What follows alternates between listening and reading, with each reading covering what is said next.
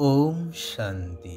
अविनाशी सृष्टि नाटकर रचयिता जन्म मरण चक्र ठारू ऊर्ध्वरे रहिला वाला निराकार अविनाशी परमात्मांकर श्रेष्ठ अविनाशी ज्ञान द्वारा अविनाशी राज्य प्राप्त करुथिबा अविनाशी आत्मा मानंकु एई कल्याणकारी पुरुषोत्तम संगम जुगर कल्याणकारी बेलारे अंतरर सहित शुभेच्छा शुभ अभिनंदन सुप्रभात सुस्वागतम। आत्मा अमर अविनाशी यह समस्ते जानी सुद्धा प्रत्येक मुहूर्तरे मृत्युर भयरे भयभीत आतंकित होई रहुछंती। केही केही कहउछंती ज्योति ज्योतिरे मिशी जाए अर्थात आत्मा ब्रह्मरे जाई लीन होई जाए। जदि यह वास्तव तेबे आत्मा अविनाशी हेला किपरि? यह सृष्टि नाटकर मध्य परिपंथी। ज्योति ज्योतिरे लीन केबे मध्य हेई परिबो नाही। आत्मा जन्म मरण चक्र रे आसी अभिनय करिबा यह सृष्टि नाटकर अटल नियम। आत्मा अविनाशी सेथि पई एहार स्मृति रे केही जदि शरीर छाड़िले अखंड दीप जळिबार प्रथा बा परंपरा रहिछि।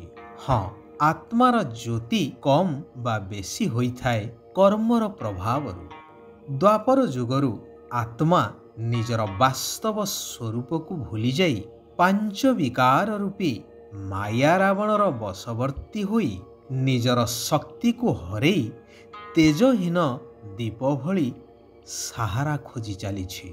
जेतेबेले ज्ञान सूर्य परमात्मा आसी ज्ञान रूपक घृत देउछंती सेतेबेले आत्मा दीपकर ज्योति जाग्रत हेबारे लागुछि। जहार स्मृति को आज परंपरा रूपे पालन करा जाउछि दीपावली महोत्सव रूपरे। दशहरा अर्थात नारीर पांच विकार एवं पुरुषर पांच विकार एही दश विकार रूपी रावण को हरेई बा परास्त कला परे बा दशहरा परे दीपावली पर्व पालित होई चलिछि घरे घरे।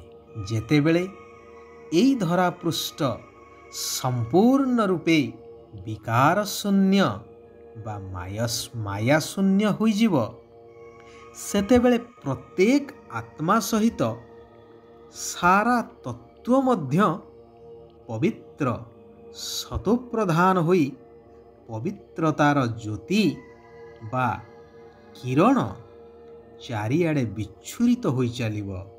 सर्वगुण संपन्न 16 कला संपूर्ण संपूर्ण निर्विकारी अहिंसा परम धर्म मर्यादा पुरुषोत्तम होई सर्व आत्मा सर्व सुख शांति आनंद भोग करि चलिव। जहाकु कुहा जाए सत्ययुगी स्वर्ग राज्य। जेउठारे आत्मा दीपक सर्वदा जाग्रत होई तेजियान होई प्रकृति को मध्य निज अधीन रे परिचालित करिब। पांच प्रकृति दासी होई सर्व आत्मांकर सेवारे सर्वदा तत्पर रहिबे। आत्मा रूपक दीपकरे ज्ञान रूपक घृत को जेते जेते भरी चलिबा पवित्रता रूपक ज्योति सारा विश्व को अज्ञान अंधकारु मुक्त करी सुंदर सुखमय आलोकपूर्ण दुनिया बा सत्ययुगी स्वर्ग दुनिया रे परिवर्तन करी चलिबो।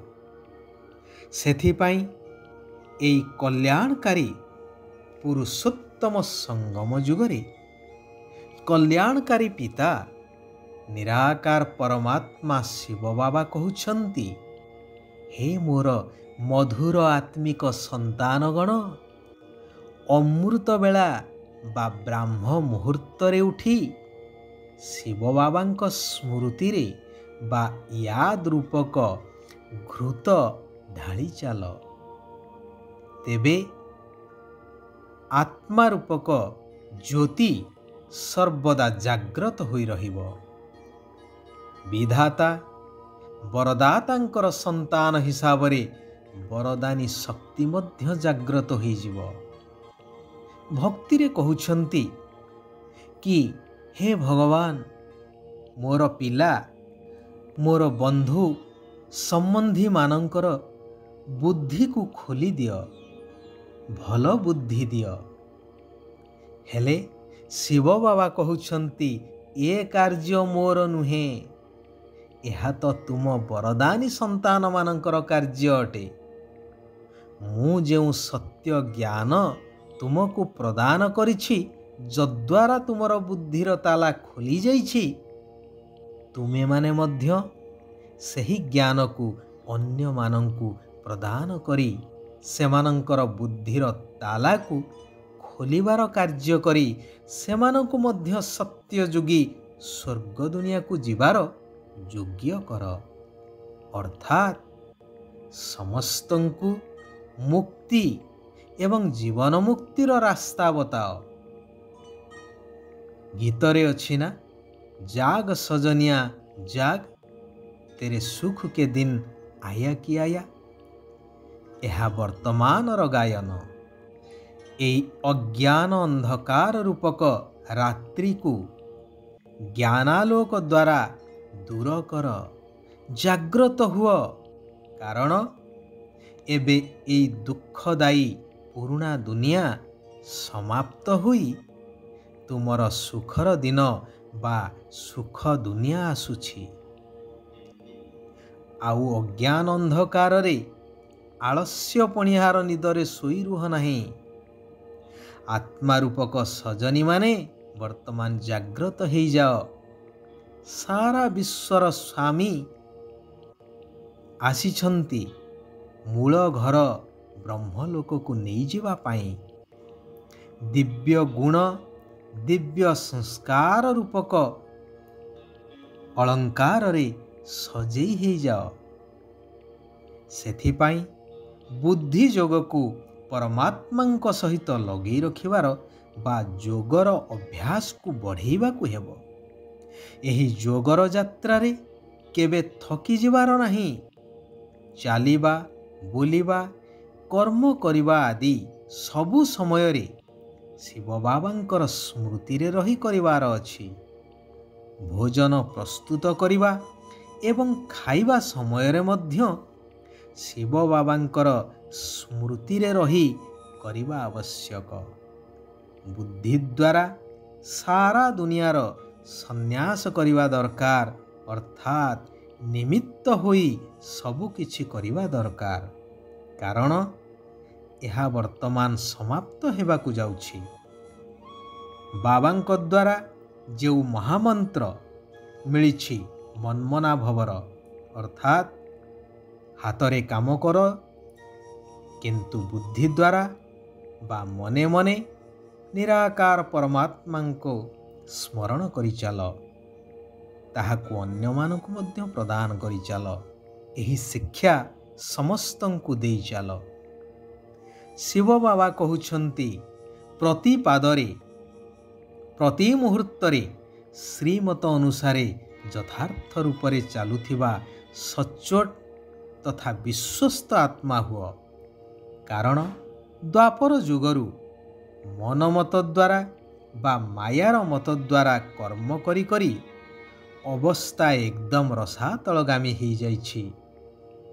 ଏବେ ସ୍ୱୟଂ ପରମାତ୍ମାଙ୍କର ସନ୍ତାନ ହୋଇସାରିବା ପରେ କେବଳ ସେହି ସର୍ବଶକ୍ତିମାନ ପିତାଙ୍କର ଶ୍ରୀମତ ଅନୁସାରେ କାର୍ଯ୍ୟ କରି ଶ୍ରେଷ୍ଠ ଦୁନିଆରେ ଶ୍ରେଷ୍ଠ ପଦର ଅଧିକାରୀ ହେବା ଆବଶ୍ୟକ, ଯାହା ଏହି ସଙ୍ଗମ ଯୁଗୀ ବ୍ରହ୍ମାବଶ୍ୟ ବ୍ରାହ୍ମଣମାନଙ୍କର ଜନ୍ମସିଦ୍ଧ ଅଧିକାର ଅଟେ। ସଚ୍ଚୋଟ ଆତ୍ମାମାନେ ଶାନ୍ତିର ଶକ୍ତି ଦ୍ୱାରା ସର୍ବଦା ଏବଂ ସ୍ୱତଃ ହିଁ ଚାଲିଥାନ୍ତି। ଯେଉଁଠାରେ ଚିନ୍ତା ଅଛି ସେଠାରେ ଶାନ୍ତି ରହିପାରିବ ନାହିଁ। ତେଣୁ ସର୍ବଚିନ୍ତା ଚିନ୍ତାମଣିଙ୍କୁ ଦେଇ ଦେଇ ନିଶ୍ଚିନ୍ତରେ ଶାନ୍ତିର ସାଗର ଶିବ ବାବାଙ୍କ ଚିନ୍ତାରେ ରୁହ, ତେବେ ନିରନ୍ତର ଶାନ୍ତିର ଅନୁଭବ କରିଚାଲିବ। ଓମ୍ ଶାନ୍ତି।